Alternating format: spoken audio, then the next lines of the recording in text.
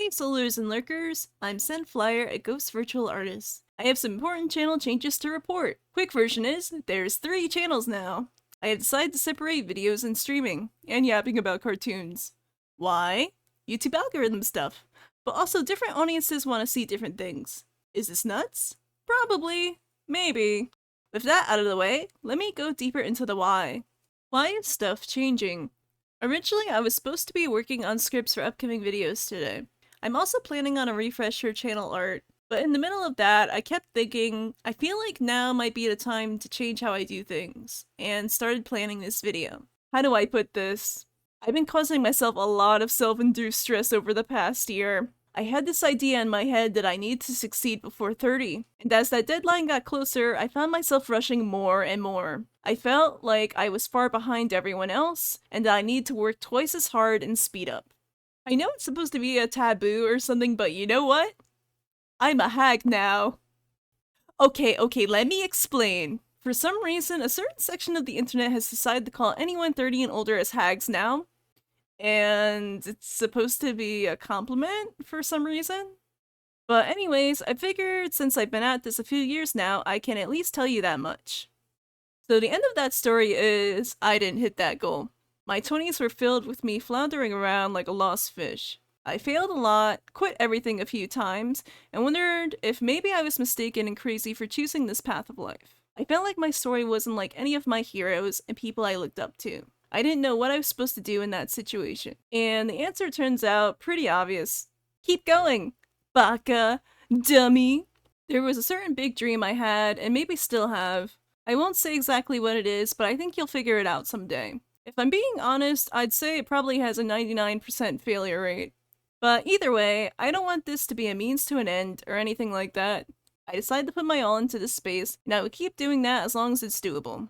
Getting back to the point, the reason I've decided to do this split is because right now I'm being pulled at from 2 sides. I have one audience that likes watching me play games while live streaming, and another newer audience that likes hearing me yap about creating and mental health. And I want to keep both of them happy, while also keeping YouTube happy. I will link them in the description if you want to check them out. You can sub to all 3, or just one, or whatever you want to do. I may or may not make this a collab as well if I can figure out how to do it, but it'll be a one-time thing. Visual refresh. I originally designed this character and animal mascot in 2023. That's a year before I posted the first real video, by the way. When I first started, I had no idea if this was going to be a long-term thing or not. I wasn't sure if I enjoyed streaming, or editing, or interacting with chat, etc. So in the beginning, I used an MS Paint PNG and a free Vroid model. I used that setup for about a year or so, and then a bit after the first channel anniversary, I made an updated PNG that I'm currently using. And lately, I've been thinking that it's time for another update. It's getting closer to the 2nd year anniversary already. Something I've been wanting to do for a while is expression toggles. I would like to add that soon. I also want to learn 3D modeling, so I can make my own custom models the way I like them.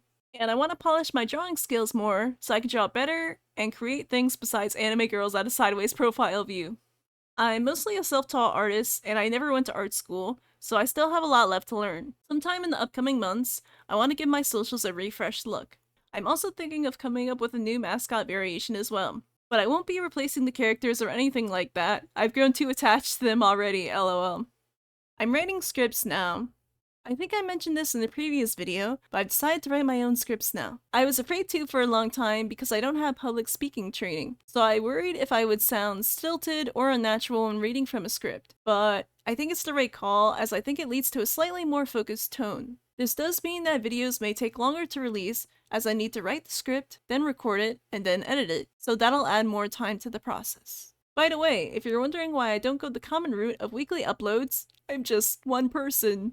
And I actually hate editing. I don't really enjoy hearing my own voice or editing. However, I feel like if I want to be a digital creator, then it's a skill set that's important to learn. I will deal with it, even if it means I am starting from the basics. My editing level is still stuck in 2008, but I'm studying new techniques as well. Something I enjoy about streaming is I don't have to edit as much and can relax a bit more. Right now, I'm okay with it being a hobby.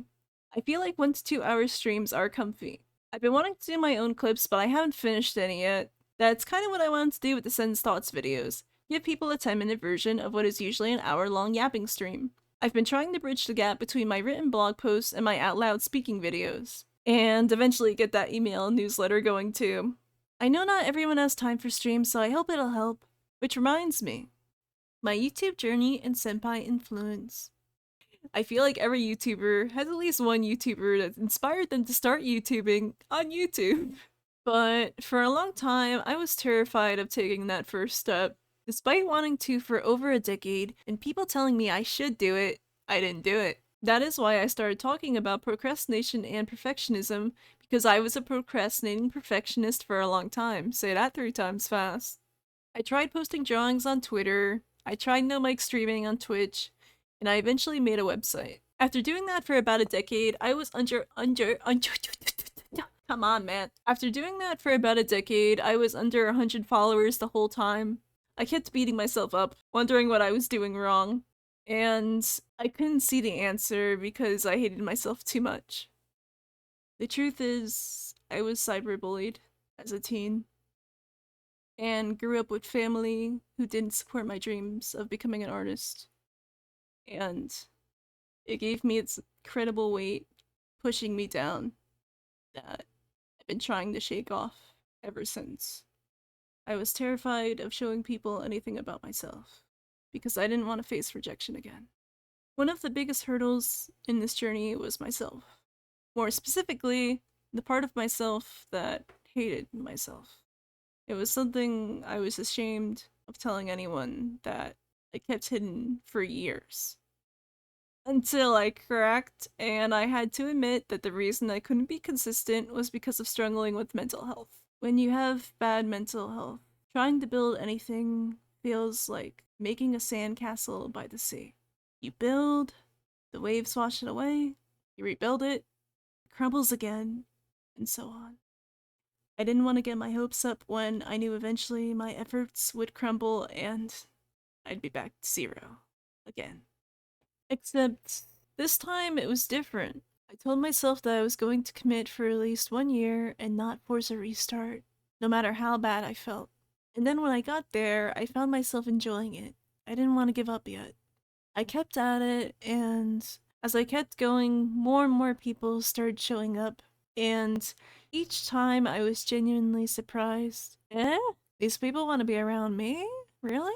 I don't know if that's a good idea. Despite loving YouTube and maybe watching it way too much, I was still hesitant about it. I felt bashful when people looked at me and my work. But I felt like, even if it's harder now, even if the best time to start was 20 years ago, I still wanted to do this. Because the truth is, there are so many YouTubers that I looked up to, even if I was too shy to comment and tell them that. Some of them are Mori Calliope, Midas, Mari Kian, Matt Pat, Gaijin Goomba, Jaden Animations, and most of 2015 AniTube. I've already talked about how Callie inspired me in previous videos if you want to hear about that. I consider them, and many more, as my YouTube senpai. They showed me why YouTubing is great, and gave me the courage to start my own channel and build my own community. For a long time, I was worried that every YouTube niche was oversaturated. Besides, don't the kids like TikTok now? But I couldn't help it. I grew up with YouTube, as cheesy as it sounds, and it's like, who better to do this than someone like that? I started off making the same beginner mistakes despite knowing not to do that. I obsessed over the numbers, I tried chasing trends, I wasn't consistent at all. It took time for me to figure out what I really wanted to do. And one of those things that I've been wanting to do for years, but haven't until now, is make videos about the media I enjoy. I'm a giant dork, and I always have been, so I hope you'll accept my darkiness someday. I'm still nervous about it, but that's something I want to try next. Why YouTube still matters to me. I was looking for a video to watch with lunch because I'm still a dopamine addict. And I rewatched an older video of Game Theory where Stephanie, MatPat's wife, hosted for a day. I'll link it in the description. Another thing I was shy to reveal, more so after MatPat retired from YouTube hosting, is Game Theory and its sister channels was a big influence on me. Because they were dedicating to putting out 1 video a week, every year, for over a decade, they kinda became a comfort channel for me. I knew that almost every week I'd see a game lore analysis, a wacky food theory, and occasionally a meta episode about the YouTube landscape. I also watched GT Live early on, long before I knew about Twitch streaming or VTubers. And I always felt like GT Live was the heart of the theorist channels. That's where MatPat and Steph and their crew would just hang out and play video games together. And some of their most popular memes and moments came from there. I listened to what they had to say about YouTube and creating, and I took that to heart. And this specific video comparing running a YouTube channel to a romantic relationship, it got me emotional. I'm no stranger to parasocial relationships. I had a waifu and it was the most uncool thing ever. I had an Oshi I gave my heart to. Followed tons of creators who didn't know I existed. But one of the creators I looked up to once said, "You need to talk to the audience in a way, whether it's 5 or 10 years later, your words still ring true." And it's an ideal I've been trying to live up to since. I'm still kind of embarrassed that I'm parasocial because it still feels cringy to me. But I think that you need that ability to speak to people through the screen if you want to reach their hearts. I've been trying to figure out how to say it properly. That someone like me who is shy and awkward and struggles with people skills, for some reason, flourishes on the internet. Rip my dreams of ever touching grass again, lol. Because recently I was able to create a video that touched people's hearts and resonated with people from all over the world. I wanted to tell myself it was a fluke, don't get your hopes up. But maybe I'm finally figuring out how to do this. And that's both exciting and scary to me. It gave me hope that maybe it's not too late.